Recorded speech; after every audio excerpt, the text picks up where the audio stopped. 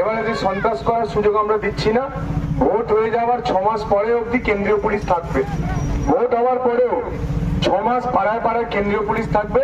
মানে গুন্ডা বদমাস যত আছে সবাই হাওয়া হয়ে যাবে পাড়া থেকে। এইটুকু তোমাদেরকে অভয় দিলাম।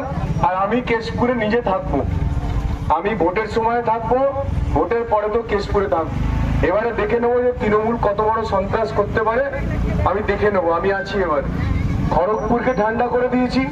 খড়গপুরের আমি এমএলএ। খড়গপুরে 3 বছর ধরে কোনো ঝামেলা নেই। খড়গপুরের মাফিয়া রাজ বন্ধ করে দিয়েছি।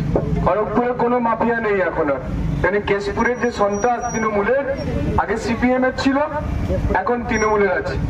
আমি এসে গেছি, দেখো পুরো ঠান্ডা করে দেবো। যদি না ঠান্ডা করি, যতদিন না ঠান্ডা করবো ততদিন আমি কেশপুর ছাড়বো না, কেশপুরেই আমি থাকবো। এটা আপনাদের সবাইকে কথা দিলাম, ঠিক আছে? এটা সবাইকে বলে দেবে।